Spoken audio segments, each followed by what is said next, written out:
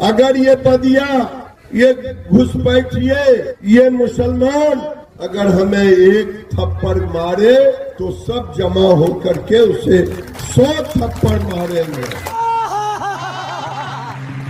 कितने तेजस्वी लोग हैं हमारे पास, कितने शानदार विचार रखते हैं जी। तो भैया सुना, ये बीजेपी नेता गिरिराज सिंह हैं, जिनका कहना है कि अगर कोई मुस्लिम एक थप्पड़ मारे तो सब लोग मिलकर उसे 100 थप्पड़ मारो।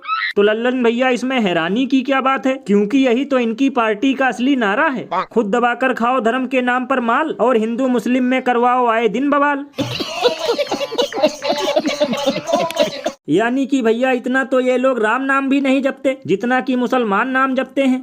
और भैया जिस हिसाब से आजकल ये लोग अंट संट भाषण दे रहे हैं, उस हिसाब से तो मुझे यही लगता है कि अब भारतीय जनता पार्टी का नाम बदलकर भारत जलाओ पार्टी कर देना चाहिए, क्योंकि गब्बर डाका डालना छोड़ सकता है लेकिन ये लोग धर्म के नाम पर आग लगाना नहीं छोड़ सकते। कभी कोई कहता है हिंदुओं एक हो जाओ, बटोगे तो कटोगे, तो कभी कोई कहता है 100 लोग मिलकर मुसलमानों को कूटो। भैया इसीलिए तो इस पर महान कवि बाबा लपेटू दास ने कहा है कि एक समय वो भी था जब मुस्लिम टीवी पर रामायण देखता था और हिंदू टीवी पर अलिफ लैला, लेकिन जब से आया है जुमलों का थैला, चारों तरफ है केवल नफरत फैला।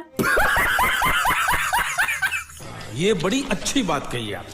और भैया सबसे कमाल की बात तो ये है कि ऐसे अंटसंट भाषण सुनने के बाद हमारे देश की चापलूस मीडिया मच्छर के बराबर भी अपना मुंह नहीं खोलती, ना ही देश खतरे में आता है। लेकिन अगर यही सब कुछ कोई मुस्लिम बोल दे तो ये ससुरे उछलने में फुटबॉल को भी पीछे छोड़ देते हैं।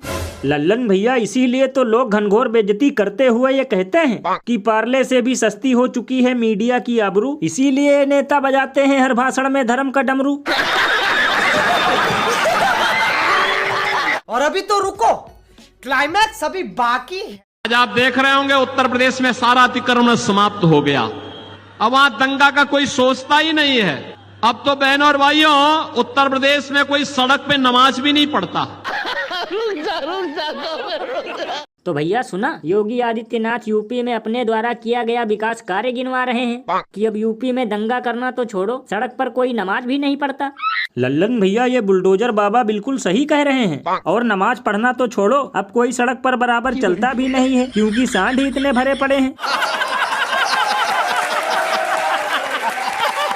लल्लन भैया मुझे तो लगता है कि ये लोग भारत में महाभारत करवा के ही मानेंगे, क्योंकि इतना तो लोगों को अंग्रेजों ने भी नहीं बांटा होगा जितना आजकल ये डबल इंजन वाले बांट रहे हैं। बताओ, महंगाई, बेरोजगारी, रोटी कपड़ा मकान से ज्यादा चारों तरफ केवल धर्म का डरम बजाया जा रहा है।